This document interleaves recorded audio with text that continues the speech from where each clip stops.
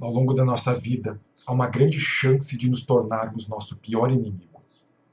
Quer seja nos atormentando, nos fechando numa prisão sem paredes, transformando nossa existência num inferno sem fim. Tudo isto em virtude da culpa, que nos leva à reprovação e à desvalorização de nós mesmos. Culpa é o que sentimos quando fazemos algo errado e que consideramos grave. Ela se manifesta como uma necessidade de punição, gerando tormentos que poderiam ser evitados se procurássemos repará-los. Suas causas podem estar em encarnações passadas, como também podem estar nas ações desta vida, e igualmente podemos ser responsabilizados pelos erros dos outros. Neste caso, quando temos alguma ligação com o crime cometido. Por exemplo, incentivar alguém a fazer algo errado ou comprar produtos roubados. Sobre isto, na questão 640 do Livro dos Espíritos, Kardec faz a seguinte pergunta: aquele que não pratica o mal, mas se beneficia do mal praticado por outro, é tão culpado quanto este? A resposta é como se eu tivesse praticado. Participar de um crime é se aproveitar dele. Talvez não fosse capaz de praticá-lo, mas desde que, achando o feito, dele tira partido, é que o aprova, é que eu teria praticado se pudesse ou se tivesse coragem. Vejam as implicações disto. E se o bandido matou alguém para roubar? Algo que acontece, é só ver nas notícias. Então, de acordo com a lei divina, quem adquirisse este produto será tão culpado quanto o próprio assassino. Olha que responsabilidade. No livro Dimensões Espirituais do Centro Espírita, Sueli Caldas Schubert transcreve a seguinte mensagem: venho aqui, com a permissão dos mentores espirituais, para lhes falar a respeito do meu trabalho. Faço parte de uma equipe que resgata os suicidas, sendo o menor dos aprendizes e o mais necessitado. Eu mesmo escolhi este serviço. Ninguém me obrigou. Por isto, não repare na minha sujeira ou no estado das minhas roupas. É preciso que eu permaneça assim para não me esquecer um momento sequer das minhas dívidas. O meu nome é Joaquim, e na minha última existência vivi no Rio de Janeiro. Cresci numa favela que se formava numa das encostas dos morros cariocas. Cedo entrei para um grupo que se dedicava ao jogo, assaltos e todos os tipos de crimes. Nunca tive escrúpulos e agi sempre sob o impulso da minha natureza primitiva. Assim, quando uma moça, ainda bem jovem, uma das minhas conquistas, ficou grávida, minha atitude foi abandoná-la. Desprezada, a jovem desesperada suicidou-se, tomando veneno. 3 anos depois, o fato se repetiu, desta vez com uma mulher casada, que se jogou na frente de um caminhão quando o marido descobriu a traição. Mesmo assim, continuei na minha louca vaidade, proclamando aos 4 ventos que as mulheres se matavam por minha causa.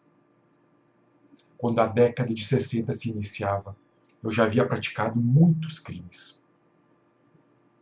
Entre eles, assassinatos por contratos. Até que eu mesmo fui vítima de uma tocaia, terminando os meus dias terrenos assassinado com 9 facadas. Quando me surpreendi vivo, nas sombras do túmulo e nos horrores das noites que não terminavam, saí à procura do meu assassino, ligando-me a ele qual molusco à pedra, acuado pela minha presença constante, em breve tempo suicidou-se. A partir de então, completamente enlouquecido, me entreguei à miserável tarefa de obsediar as pessoas. Até que um dia, durante uma sessão de obsessão, descobri que a minha vítima era justamente um dos filhos que eu havia abandonado. Embora desconhecendo esse filho, a descoberta provocou-me um violento choque emocional. De repente me vi como terrível criminoso. Senti nojo, raiva, revolta, desespero. Queria morrer, me aniquilar para sempre. Porém, permanecia vivo. E o remorso me consumia por dentro, levando-me a crises de loucura quando rolava pela lama e nela me escondia, tentando me esconder do mundo. Finalmente, um dia, uma equipe de resgate visitou a caverna onde muitos infelizes como eu se escondiam. Fui convidado a segui-los, amparado com muito carinho e medicado da melhor maneira possível.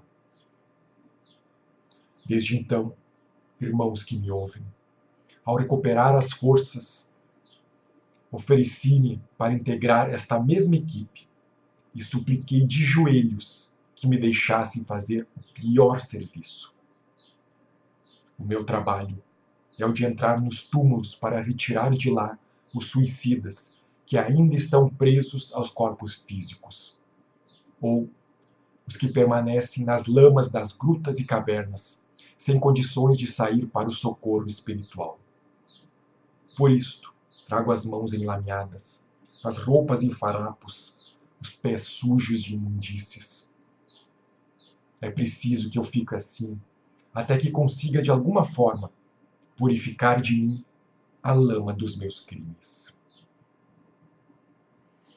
É preciso dizer-lhes que este trabalho recebe as bênçãos e a atenção direta de Maria, a Mãe Santíssima, em cujo coração encontramos o conforto para as nossas dores e a oportunidade de absolvição para os nossos pecados.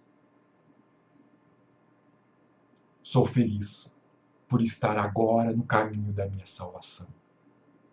Orem por nós, os criminosos em resgate doloroso, mas sobretudo pelos que ainda persistem inconscientes na estrada do crime.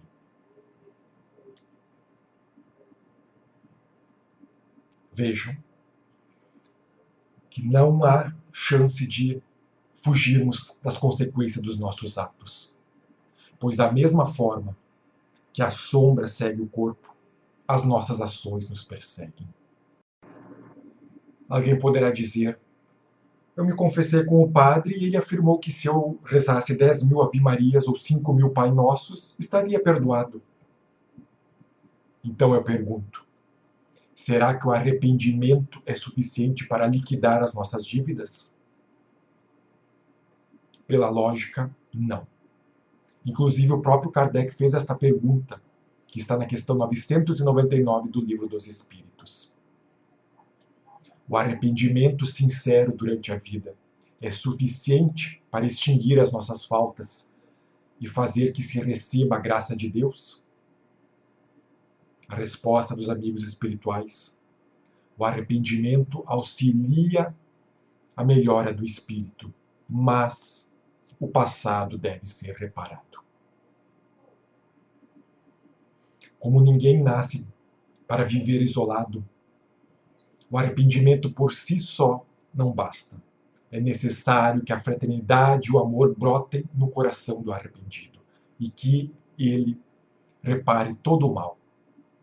E se não for possível beneficiar diretamente as pessoas prejudicadas, que auxilie outras, pois o amor cobre uma multidão de pecados.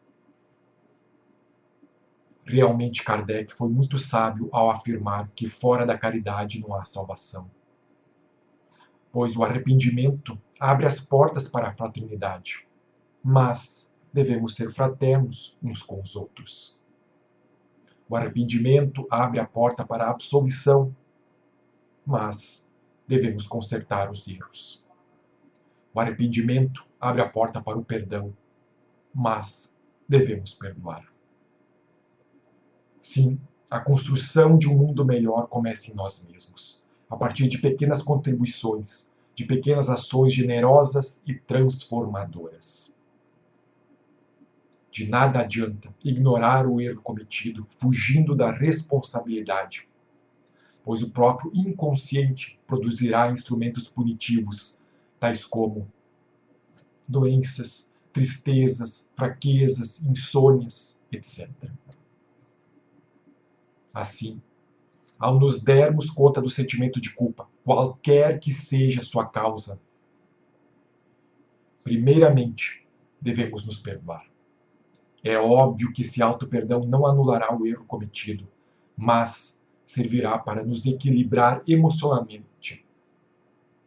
E aí, tentarmos encontrar soluções para reparar o mal. Na questão 1002 do Livro dos Espíritos, Kardec faz a seguinte pergunta: o que deve fazer aquele que, próximo da morte, reconhece as suas faltas, mas não tem tempo para repará-las? É suficiente arrepender-se neste caso?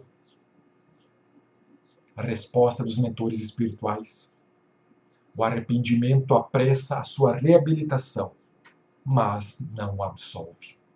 Não tem ele o futuro pela frente que jamais se fecha?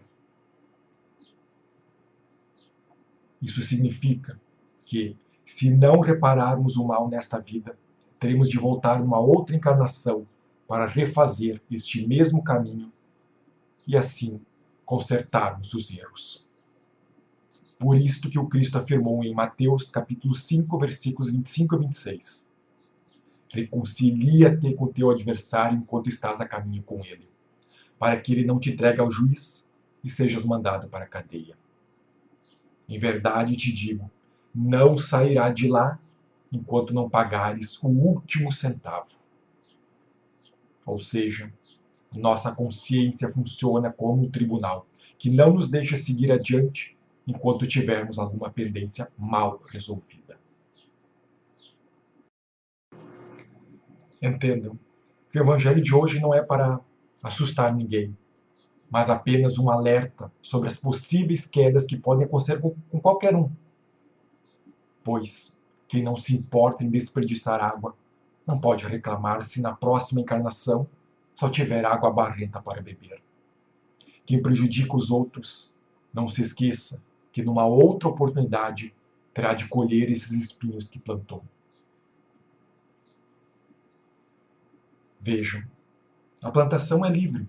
Plantamos o que quisermos, mas aquilo que plantarmos, teremos de colher. Saibam que na vida após a morte, ninguém vai nos acusar se não nos tornamos ricos ou famosos. Ninguém vai nos chamar de fracassados por não termos realizado todos os nossos sonhos. Mas com certeza, nossa consciência vai apontar cada erro, cada falta cometida. Então, não percamos tempo. Há muito trabalho a se fazer, tanto nos auto-aperfeiçoando, quanto na construção de um mundo melhor.